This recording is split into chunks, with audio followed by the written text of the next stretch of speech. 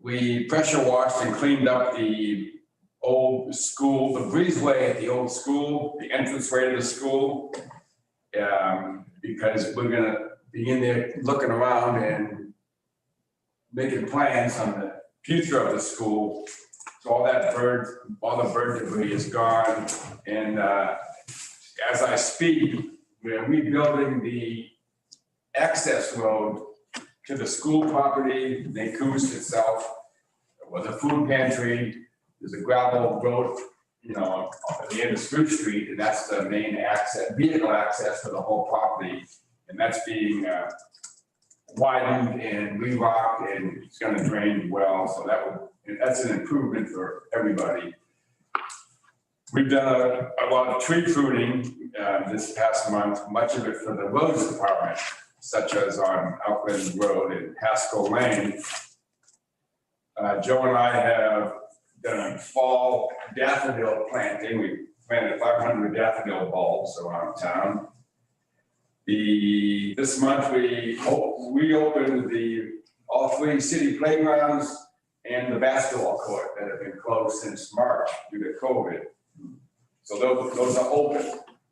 And the Purple Martin House has been taken down, cleaned, and thanks to Jan, and cleaned and put away for the season. And she reports there were 5 Purple Martin nests, and the maximum amount of birds I counted at one time was about 14 in August. So it was successful, and we expect more breeding pairs next year. Great. That's about all I got. I'll answer any questions or expand on anything I said. If it's okay, I'll add that the ginkgo tree that I shared with you guys was planted at the park, and it survived both of the latest windstorms. And so we're keeping an eye on that. That was the commemorative tree to commemorate the end of World War II. It's been 75 years. And so, so far, so good. I appreciate especially Luann's input, giving us guidance on the importance of it being a male tree and so on and so forth. So that was very helpful. Appreciate it very much, the guidance and input from the team. Great, thanks, Karen. And thank you for your clarifying email too. I think I had emailed that I had some questions, and that really addressed all of them really clearly. Yeah. Thanks for that. Good. Thank you. I'm glad. I didn't want that action to be misinterpreted at all. So I'm glad everybody was okay with it. Karen, I have a question. Were there any pictures taken of that tree planting in the city park? Was there extra what? Any pictures?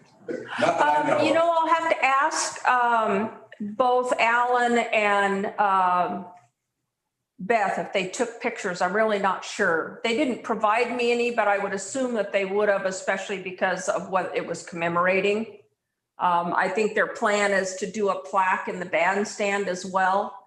So I'll check with them and see if they got any pictures. I did log this so that we capture that for the Tree City USA efforts.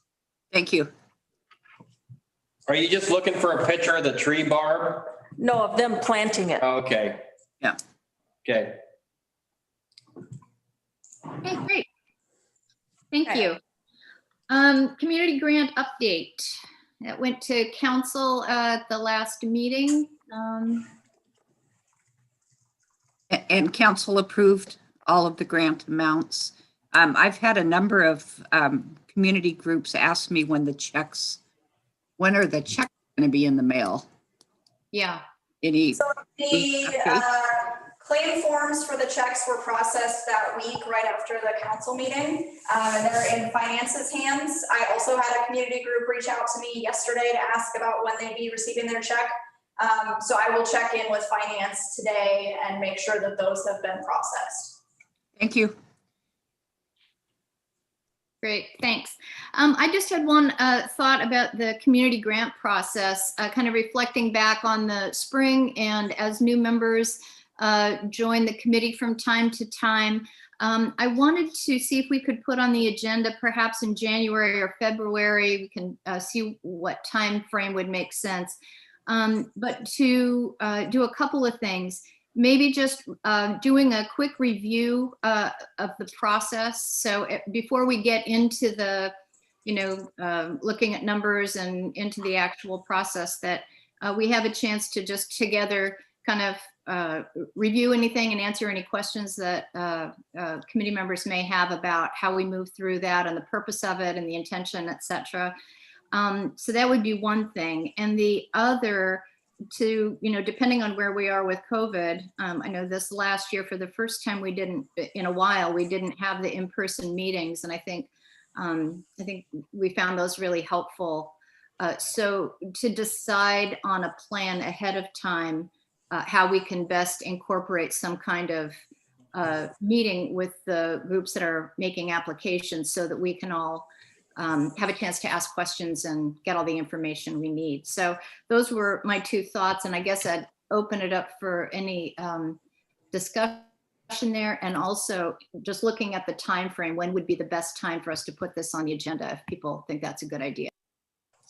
So Jelaine, I think that is an excellent idea. And I would think that that we keep it or that we put it on the February agenda.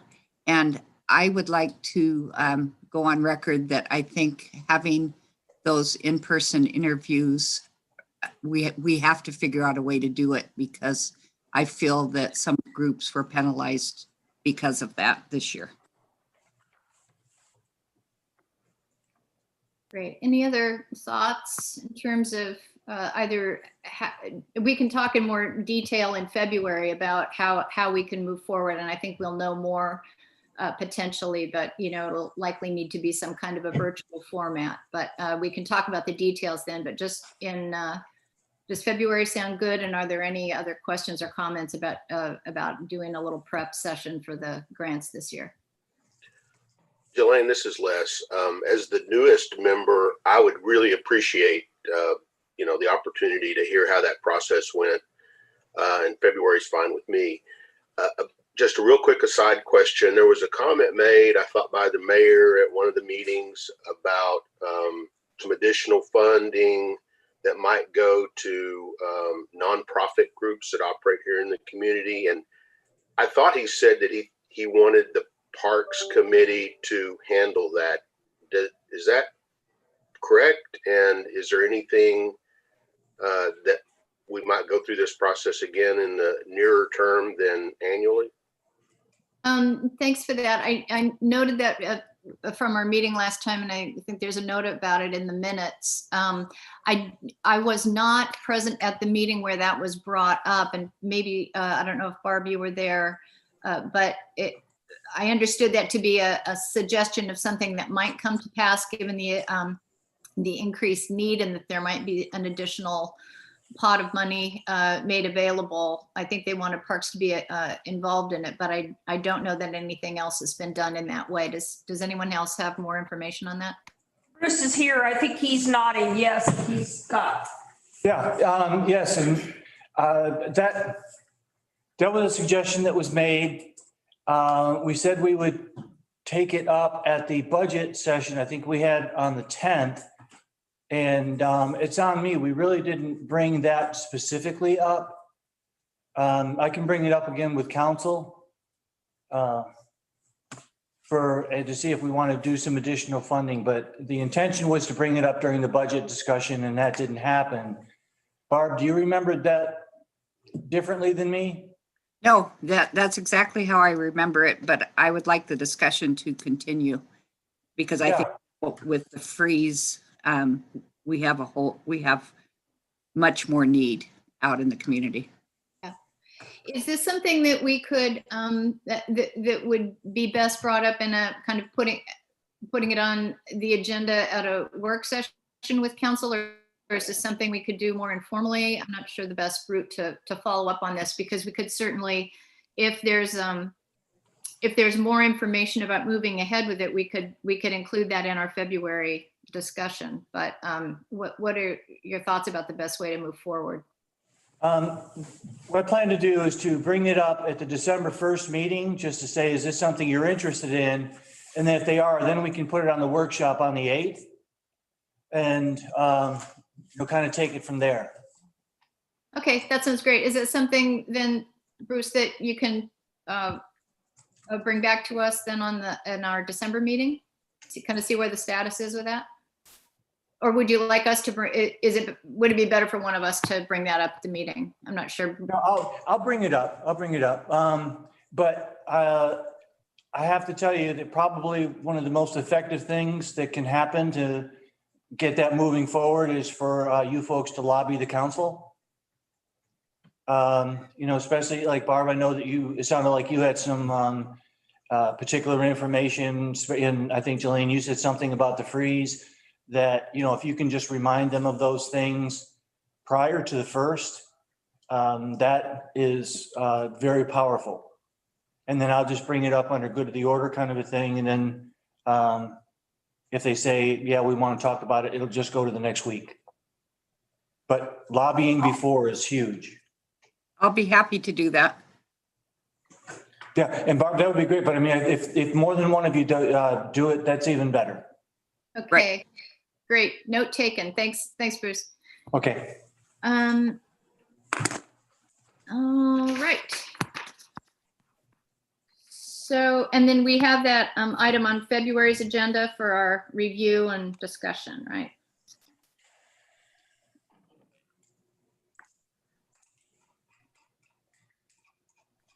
Okay, so Ecola Creek Forest Reserve update. You should have all received the draft written recommendations of the committee. So more detailed version of what was in the, what was kind of an overview in the presentation. So this was intended to be an appendix to the draft update.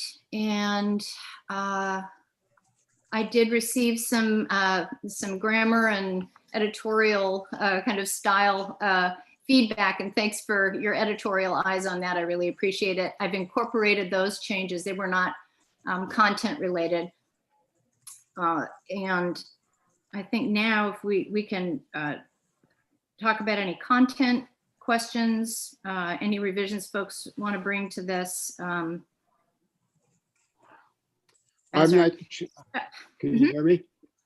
I'm not sure whether this is stylistic or content. I was just watching the presentation again about an hour ago, and I noticed something that I missed before, and that is on slide 28, there is something about state policy that I think was intended to be state police.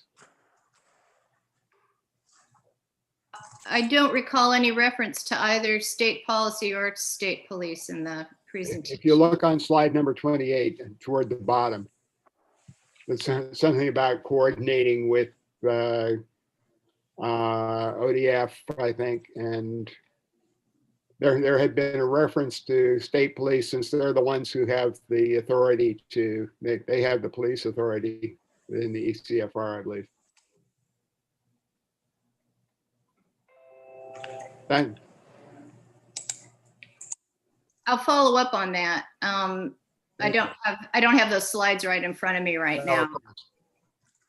So I don't know that that's a, I'll check on that. And are you proposing a change there, or do we need a clarification? I'm saying that depending on how much you think it matters and how much trouble it would be to change it. If it's easy, I would say do it. If it's not easy, which I suspect is the case, I would say just be aware of it. Another thing about the presentation that this may not be the right time. You're welcome to tell me that. When I was looking for that to review it, it took some searching around that I think even somebody who wanted to see it and was looking for it might not find it on the city's website, and I wanted to raise the question of whether it would be possible to get that in a really conspicuous place, the link to it on the city's homepage. The last I saw it was on the homepage, right up at it was listed, and it was the first or second item right on the homepage with a link, and then there was, and then it took you to the page where you can actually link to the presentation. Okay, I looked for it there and I didn't see it. Maybe that may have just been clumsiness on my part, but. I can speak to that briefly. The section that you're talking about on the homepage of the city's website lists the 4 most current news items that the city has uploaded to its website. So when we initially posted the ECFR presentation there, it was listed on the top, but as more current things have happened, it's been pushed down. So under those top 4 news articles on the city's website, there's a button that says view all news.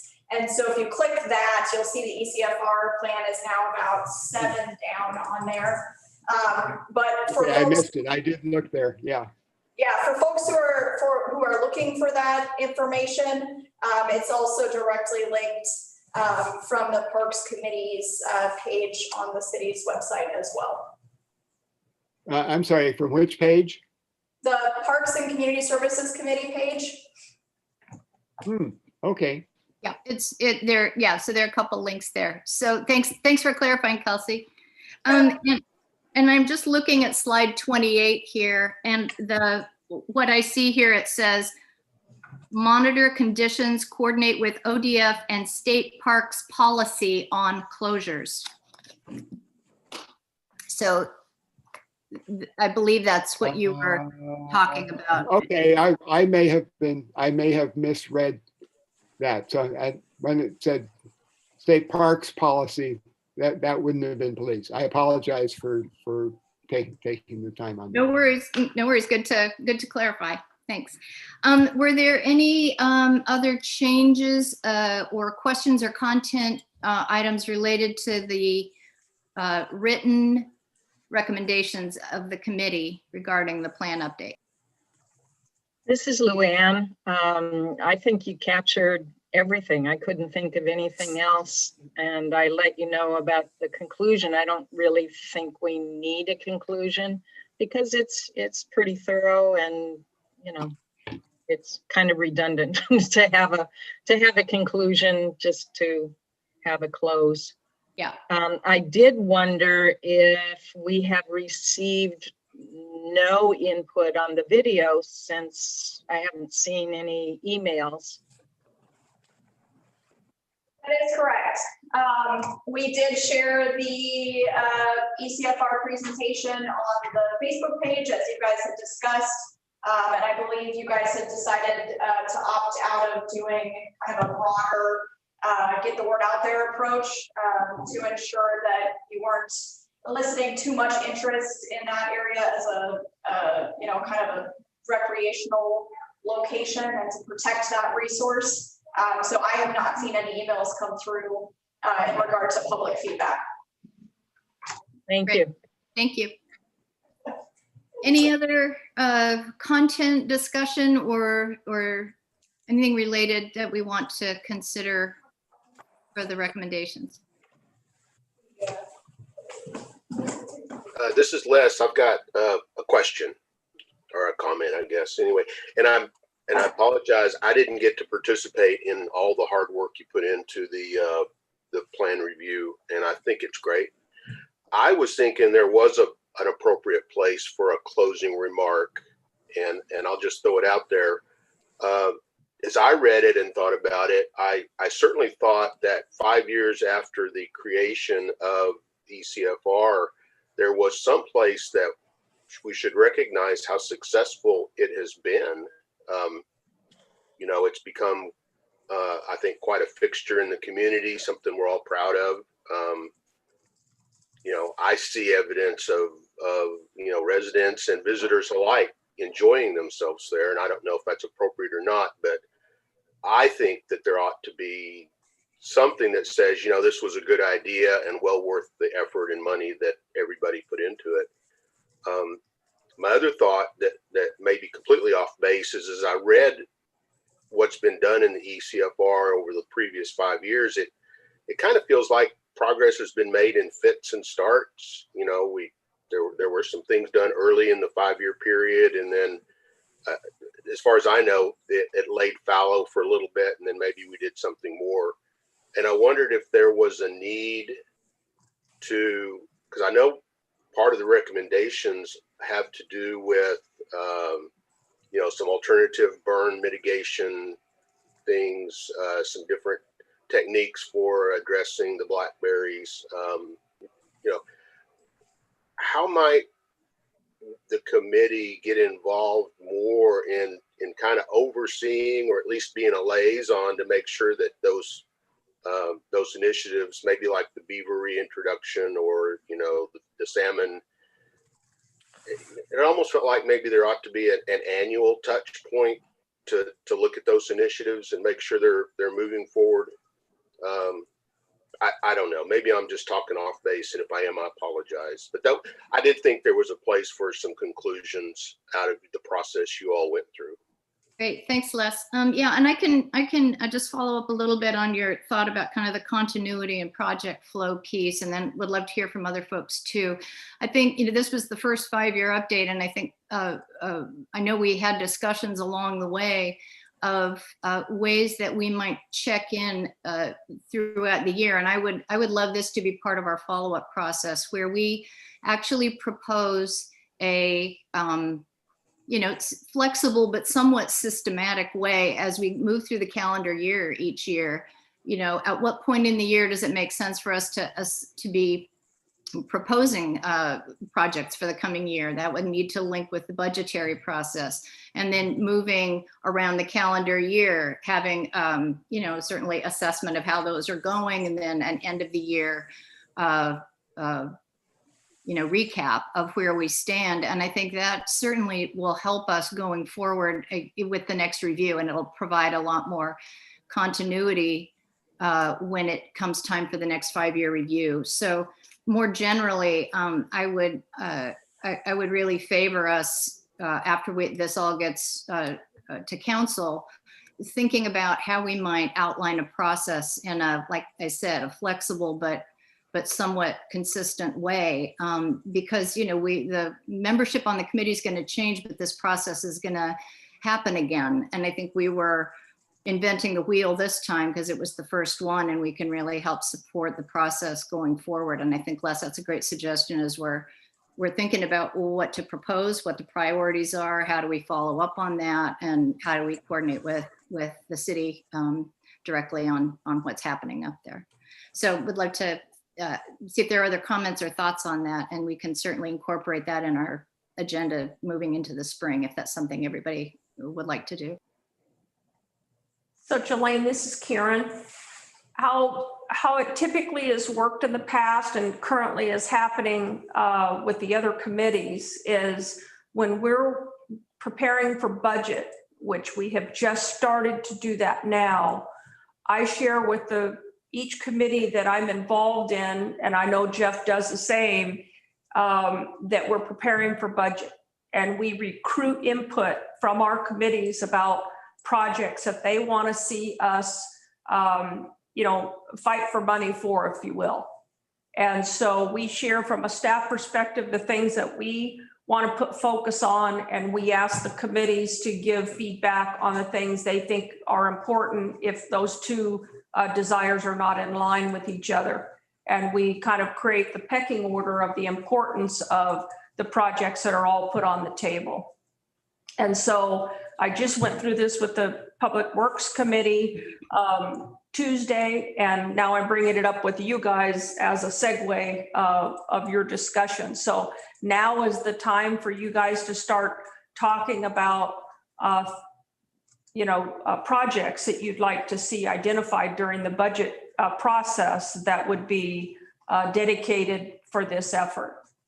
Thanks. And so between now and, you know, I'd say mid-February, you'd want to have those hammered out for me. And the sooner, the better, just for my preparation purposes.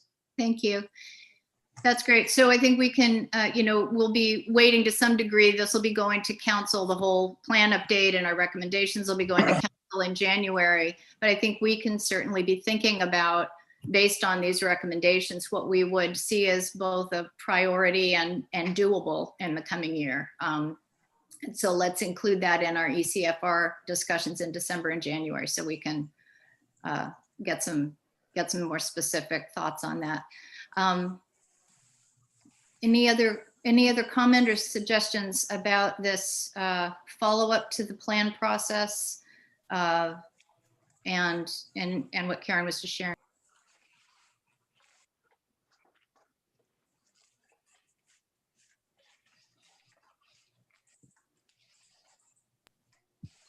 Great. Anything else content-wise with the recommendations?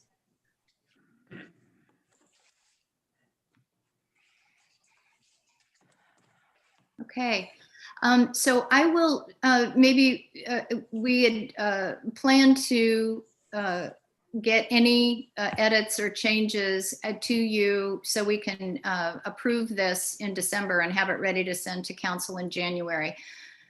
So I will maybe draft a 1 or 2 line conclusion along the lines of what Les was suggesting, and then I'll get that out to you with any other, with those other changes, and then you can just thumbs up, thumbs down suggestions on the language there, and then we can either include it or change it, and I think that'll be a pretty simple thing to coordinate, and then wrap up the approval on this in December. Does that sound good to everybody? Yes. Yep. Yes. Okay, great, thank you. All right. Well, thanks to everybody for your time and attention going through that. I know it was fairly detailed and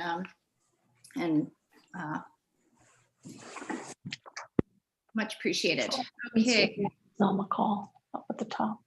So I think we're ready for pickleball discussion. So did everybody receive the proposal from the community member on that?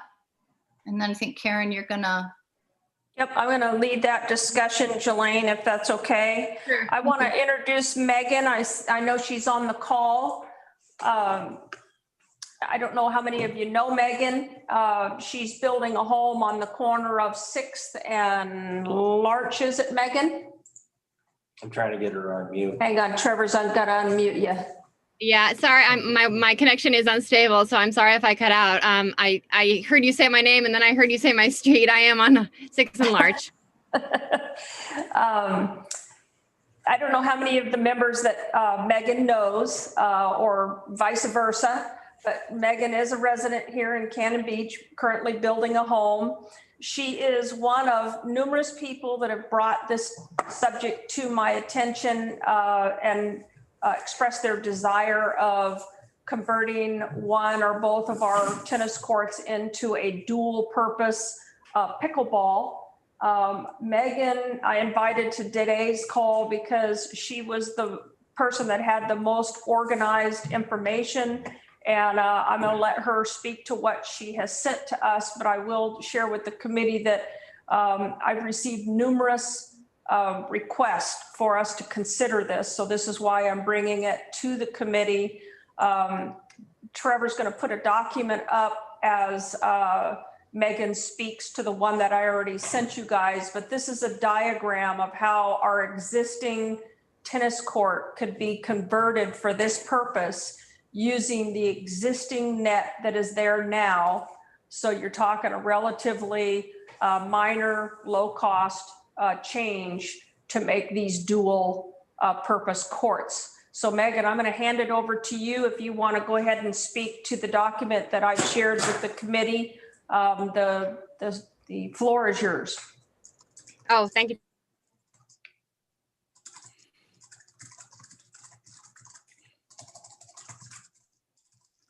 I think we lost you. Yeah, we're having trouble hearing you, Megan. I'm so sorry. I'm on the construction site and I've got a Wi-Fi and it's cutting in and out. So I hate to waste your time as you can only hear every other 10 words that I say. You're coming a little bit better now. Yeah. Okay, great. Yeah, I just discovered pickleball this year myself, and I live both in Portland and here in Cannon Beach.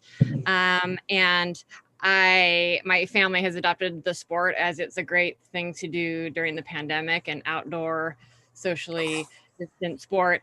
And I noticed that there are courts in Portland, public courts and private courts, of course, that have put pickleball lines on existing tennis courts, which is, of course, a really efficient way to provide that opportunity for community members to play both sports.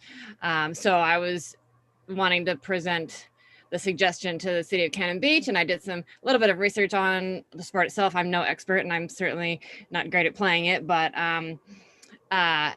it's just interesting how it's such an up and coming sport. It's been brought up with the city of Cannon Beach before. I think it was in.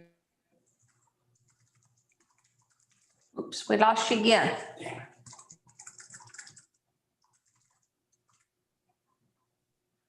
Megan, if you can hear us, we lost you again. I'm sorry, it cut out again. I can see it when it goes out. I'll make it as brief as I can because my Wi-Fi keeps dropping. Okay. Anyway, I was looking to you to see what's possible in creating pickleball in the city of Cannon Beach for not a sacrifice to tennis courts, of course. I'm wondering what the current utilization is of tennis courts. It seems to me, just by living outdoors all summer, that there's opportunity for the courts being used for pickleball as well. It doesn't seem like they're. Okay.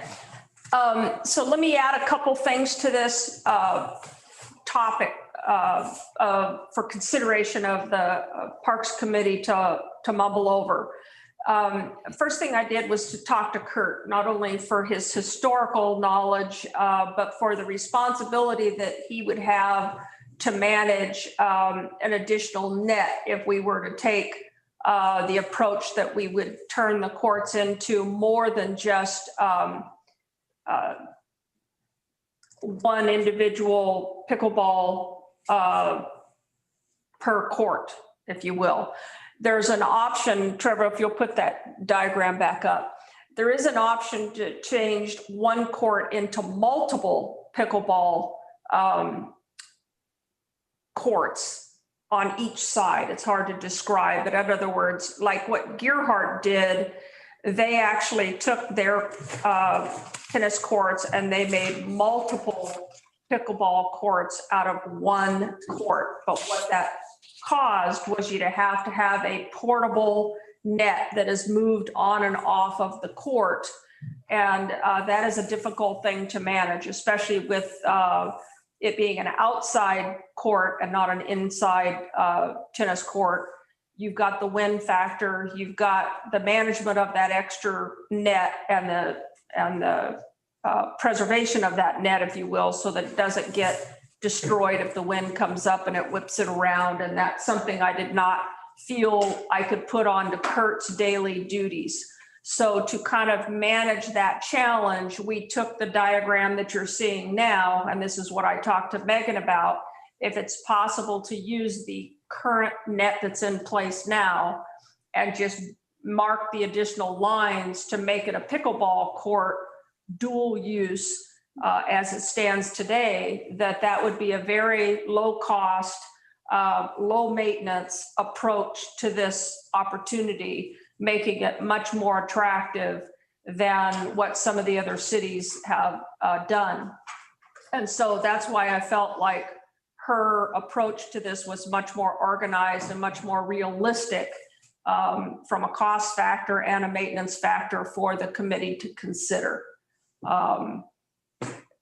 We're getting some cost on what it would be to paint those lines on there. I have no idea what that would be at this point, and so we need to get a price on that. But as far as the maintenance, there's no more or no less maintenance to it than what exists today. As you know, we don't close the courts unless the governor's order is modified such that it makes it necessary for us to do so. So even in the winter, when we're having a sunny, dry day, the courts could be used And like Megan mentioned to me, there's many times now that our tennis courts are not being used. And if we were to convert them to a dual purpose such as this, our courts could be used twice as much as they're used now by folks in the community. So to me, it seemed to be a win-win all the way around, pending what the cost is to paint the additional lines on. And we're going to reach out to the gentleman that helps take care of our courts for us to see what that would cost us. And I can bring that to the committee and let them know. And that it'll be a budget item that we pursue during budget time. If you feel this is something you'd like to go forward with, and I can bring it to council. Thanks, Karen. One thought just before we open it up for more discussion, I also wonder if maybe doing one court and then kind of assessing the use and seeing what the response is to it and how tennis players respond to having the additional lines. Maybe we can think about this in phases, that it'd also be less upfront expense and we could get some input and see how they're being used. To see if that makes sense to do that for both. But I'd like to open it up for discussion. And thank you, Megan, very much for bringing this, for making the time to be here today and your thoughtful presentation. So open this up to the members for discussion, and then we can see what next steps might be. And I think included in that might be an opportunity for some additional public feedback prior to making any decisions. But I'd just like to hear from you on kind of where things are now, your initial impressions. So, Go ahead, Barb. okay, I'll start. I think it definitely needs to be done in a phase approach. I have some friends in Gerhardt that worked really hard to get the pickleball courts. And when I see them, I ask them how often they play, and it declines over time. So I like your approach of doing just one court. And that's all. I agree to try it with dual use on one court. If that seems to be overwhelmingly popular, we go to dual use on two courts. And if it seems like there's way more pickleball than tennis, consider the possibility of having one pickleball court and one dual use court, something like that. It seems to me we've got plenty of increments that we can go through and see how big a deal this is.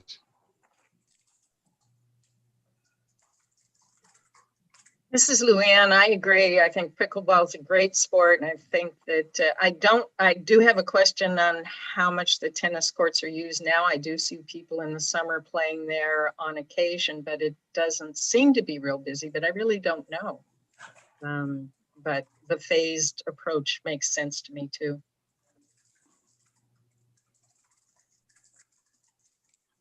Spending a lot of time in the main park, I would say that the tennis courts get quite a bit of use.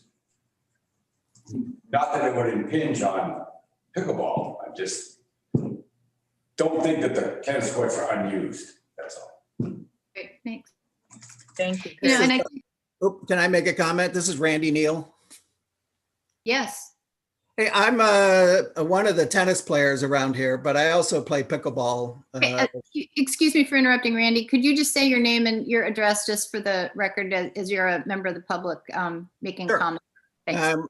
Randy Neal, Neal, and the address is 179 West Delta.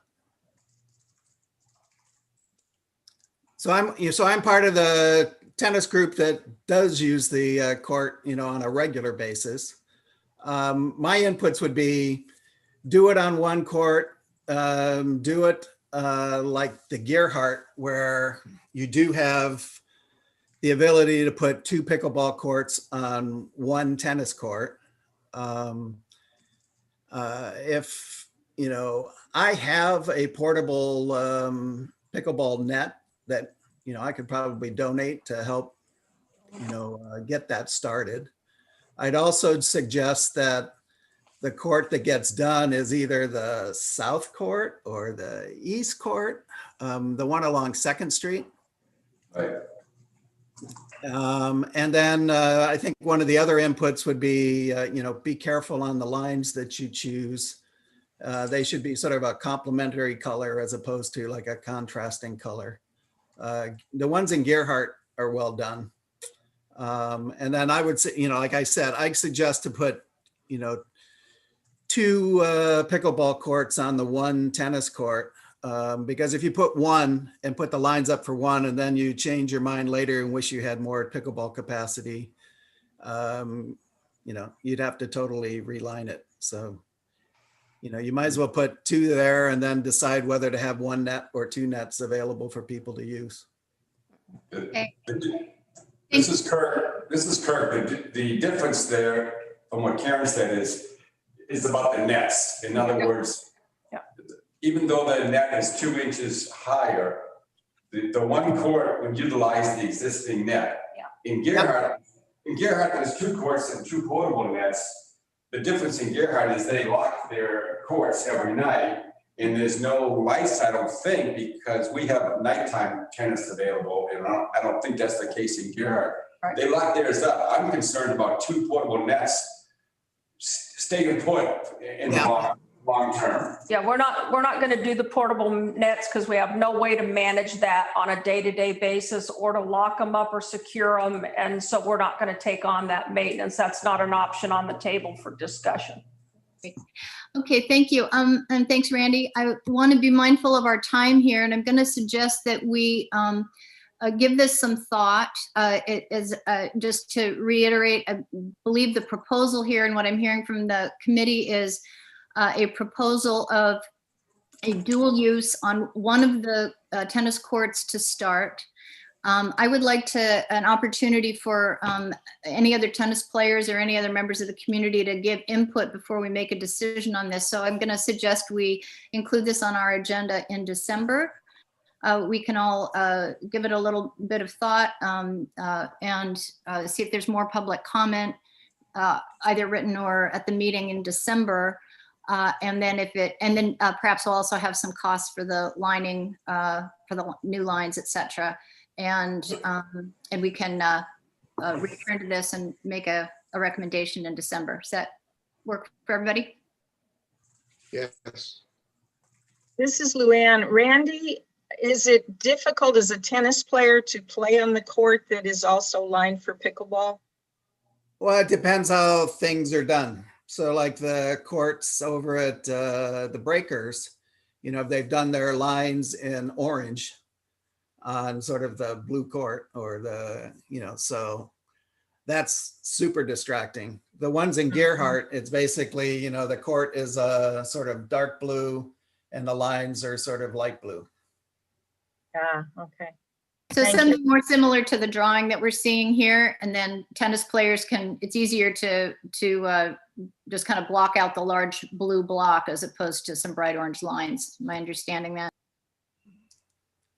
The diagram here is a little misleading or a little confusing. To me, it would be, the blue would be blue all over. And the difference would be there'd be, maybe light blue lines that carve out where the gray elements are.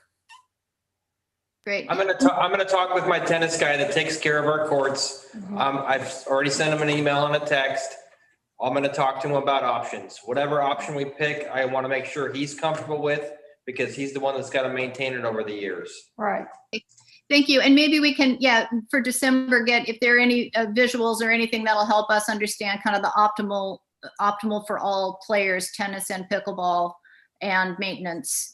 We can return to this in December and kind of see where we are.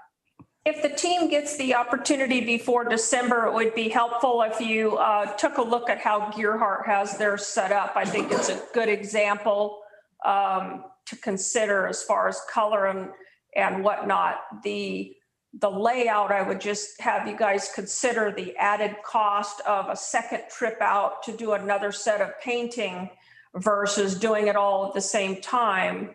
The other thing you'd have to consider, if someone's playing tennis on the court that has the pickleball and it's the only court that has the pickleball, then nobody can play pickleball unless the team playing tennis is willing to move over to the other court by only doing one at a time. So just some nuances to consider if that's the route you're going to go.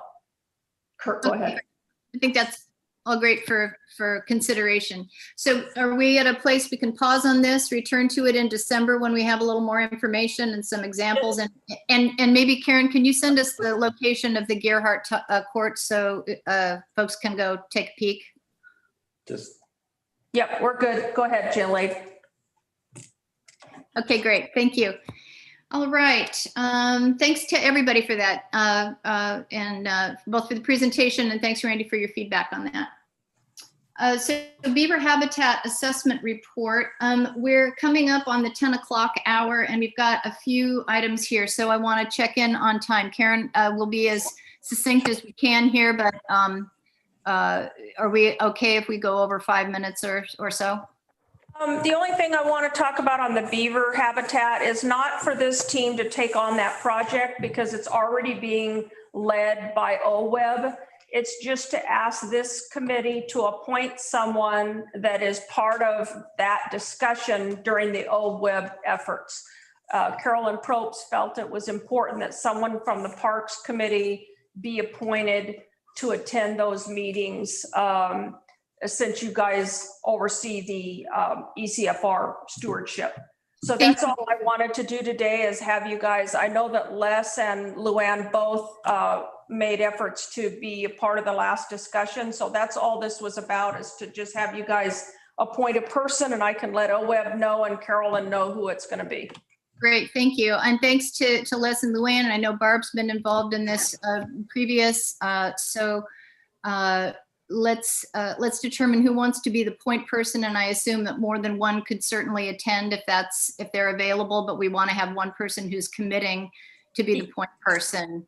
Yeah, you'd appoint one dedicated person, but then whoever else wants to join is certainly free to do so. Okay, thank you.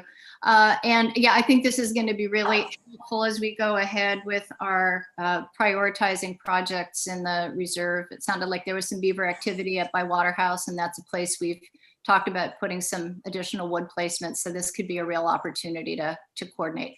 So who would like to be the point person? Is this something that somebody has the availability to do and wants to commit to taking on? I would be happy to do it if no one else is interested. My only concern is that we didn't get a lot of notice of the meeting, the first meeting, and so a little more timely notice would be helpful. I can have them send you their schedule. They sent one out to me, but oftentimes they'll make changes. So I will send you the one I have and then ask them to add you their distribution so you get it at the same time all of us gets it. That's great. Thanks. Thank you, Barb. And then Barb, would it, when you get that schedule, the most current one, is that something that you could just send off to Kelsey so she can forward it to the whole committee? Because I think other committee members may be interested in attending, and depending on availability would want to know kind of the most recent schedule. I'll get it out to all of you guys. Great. Thank you. So this is Les, and I was also interested in doing that. I'm going to participate alongside Barb anyway, but Barb, if you would prefer not to take one more thing on, I'd be happy to do that. How about if we work together on it? If there's meetings that, one of us can attend, the other one backs us up. Done. Okay, thank you. Great. Thank you. Thank you both. All right, we have right-of-way tree removals. There's any question on that? Again, we don't have deciding authority here, but it's more an informing us. It looks like another lot where a lot of trees are being taken out on the lot, and there's one right-of-way that is in our packet. There's two right-of-way removals in your packet. Oh, one on Chisana and one on 7th Street. Oh, my apologies, I missed one. Any comment? Question? Perfect. Okay, thank you. And Barb, Tree City USA. Okay, the application is due on December 15th. The rules seem to be kind of changing each time. At first, they said when this all started, don't worry if you don't have an Arbor Day celebration, and now they're kind of asking for one. So I have sent a request for information to the city that I need an update on. And then we might need to pull together a quick Arbor Day celebration where we plant a tree and there's documentation so that we can maintain our status. I've got a great place you can plant a tree, Barb. Yeah. Okay. Right Great. there at Will Park. And Oh, true. Duh. so Great. Remind me when Arbor Day is. It's Remind me whenever when Arbor Day is. whenever we declare it to be. Great. That's so Okay. convenient. I love that. So let's agree to, let's see, it's December 17th. So does that planting need to happen prior to the 17th then? Yes, it has to happen before December 15th. Before December 15th. And we want to make sure that anything that we do here is very socially distanced, and perhaps we could have as I'm just off the top of my head, maybe we could have the planting team there and documenting it. And then we could publicize that as an Arbor Day planting and invite the public to go by and view it. And that way we're avoiding any kind of group gatherings, but we're also making an invitation for folks to enjoy or to take a look at the tree and I don't know if we'll be able to be ready at Will Park that fast, because we have those root balls to pull out of there. just planted a tree there, the ginkgo tree in the park. Does that count?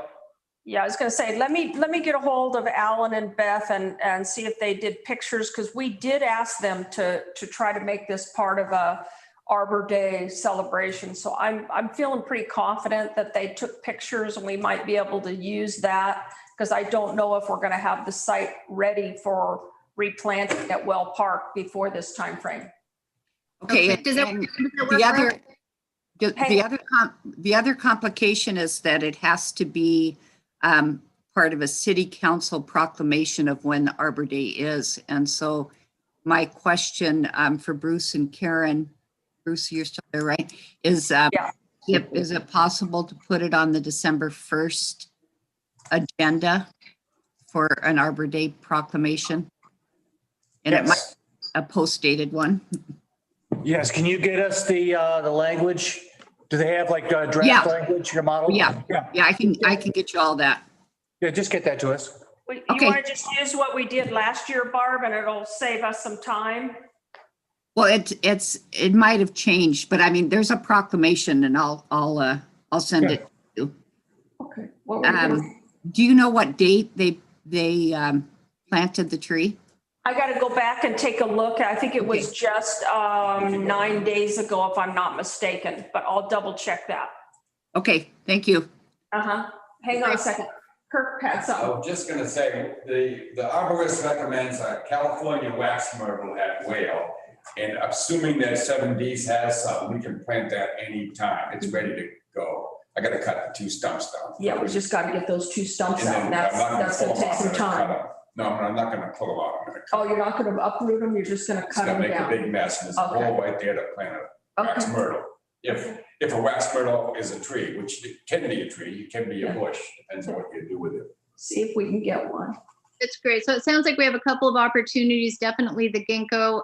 If we do plant something at Whale Park, can someone take some pictures just so we have that documented and Yep, definitely. Of course. Of course. Thank you. All right, anything for good of the order? Thanks, Barb, very much. And thanks everybody for helping that move forward. Good of the order? Jelaine, hang on a second. Bruce does have something for good of the order. He's going to give you an update on the Cannon Beach Elementary. Great, thank you. Hey, the city acquired the property on July 1st. Subsequent to that, because the buildings are 70 years old and made out of wood, and have had like no maintenance over the last 2 decades. We hired a architect engineering firm to go and take a look or assess the condition of the buildings. And they did that, and there were no surprises. There is some major work to be done regarding seismic resiliency. Obviously, roofs are going to need to be replaced.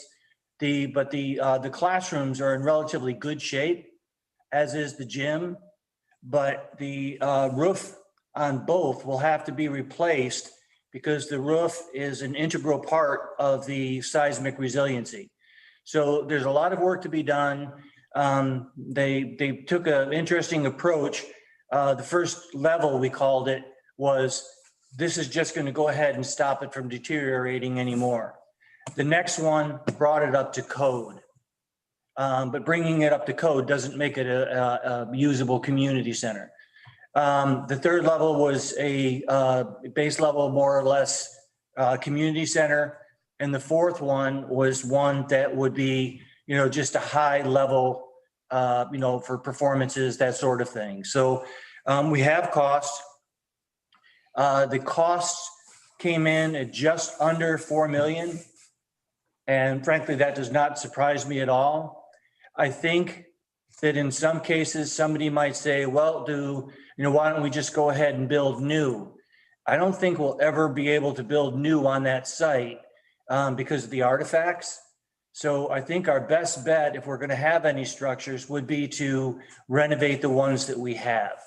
But out of the tribes now, or at least the current thinking, is not to remove the artifacts and display them and study them, those kind of things. The current is leave them where they were used, leave them where they belong. So that's what I'm saying, that our ability to go ahead and to do new construction, new foundations, all that kind of stuff, I think is unlikely. So I think that we have to look at what we have to go with.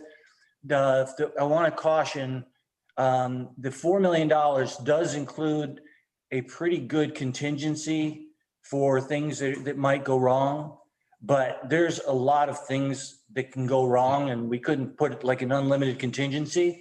So I think that number may turn out to be higher. Also, the $4 million is only from the walls in. I think there's one place that they do a little bit of a landscaping contingency, but it doesn't include things like what will we do with the parking lot area, those kind of things. So there are going to be other costs. There's all kind of levels that we can go. We can go to the base, the bottom side of level 3, and then have a place that we can, do things. But the cost to upgrade from that is not that high to go to the really good, because then we're talking about systems and finishes. So the majority of the work is done by the time you get to level 3. The number sounds daunting, but like I said, we can do the project from a basic level and, add things as we go, or we actually have the opportunity, if we want to do the whole thing at one time. So far, the city council is setting aside the money that we get from the county when they adopted another 1% for room tax. And what they did is if you adopt another 1 cent, you can use 30% of that 1% for operations. And they wanted those funds to be able to operate the jail. The other 70% has to be used for tourism-related facilities. So that 70%, they said, we'll just give back to the cities in which it was generated. Those funds for the past 5 years, and again, we're in a very odd time, but I'm hoping that we'll get back at least to what our bases used to be. But in the past 5 years, we never generated less than $325,000. This year, we budgeted $440,000.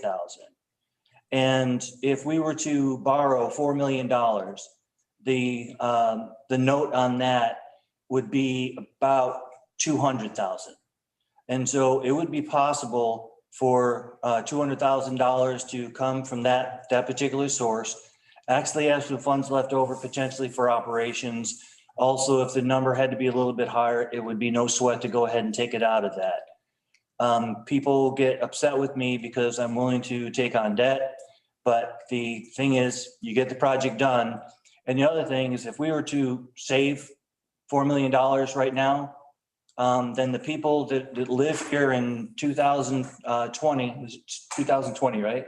Okay, in 2020, they would pay 100% and everybody would get it for free after.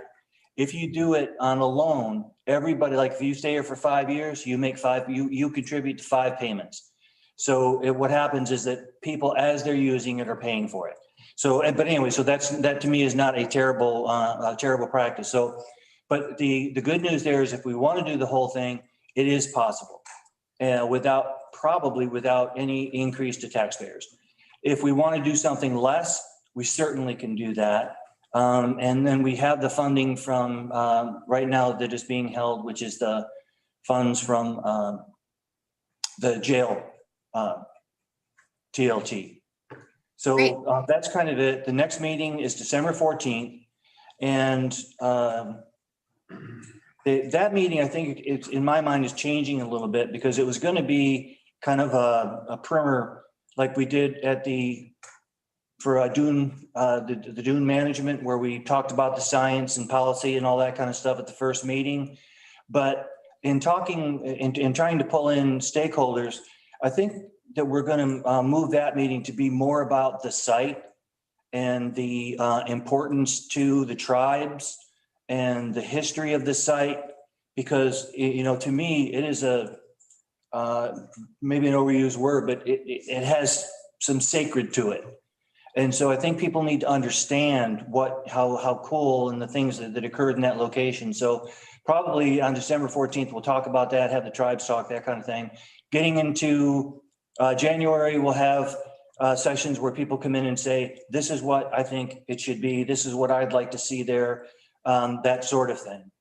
And ultimately, what the council will be deciding is what spaces do we want to create?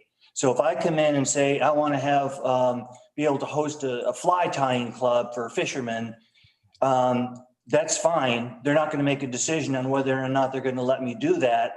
But we'll talk about a room that will need a lot of light and a lot of tables and chairs.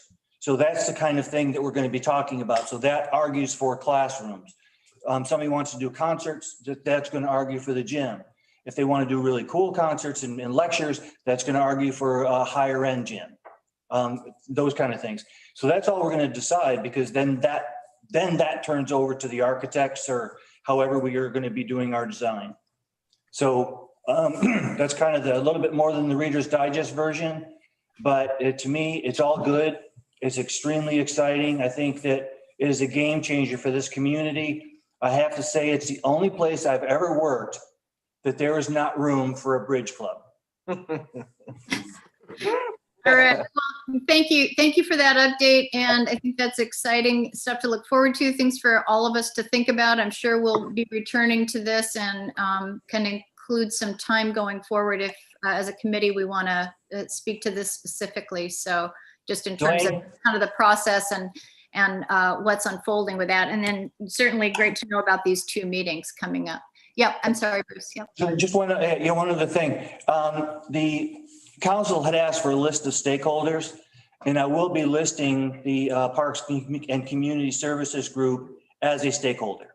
Thank you. Appreciate that. So is this something we can include on our agenda going forward, just so we can be apprised of any updates or any way that would be appropriate for us to participate? Sure. Great, thank you. Anything else for good of the order? Well, thank you all so much. Appreciate it. I will get the final drafts on the ECFR recommendations to everybody before the next meeting, so we can approve and move forward on that in December. Oh, and one other thing. Well, actually, I'll get with you, Karen, on this. We also had suggested including the current city fire closure policy as an appendix to the update, and so I'll email you separately about that and see how we can include it. Thank you. Okay, thanks, everybody. Meeting adjourned. Take Happy care, Thanksgiving. stay, and see you in December. Happy Thanksgiving. Karen, it doesn't matter. Hold on, If the- hold on. If the tennis courts are being used, it doesn't matter if it's pickleball or tennis. It's 45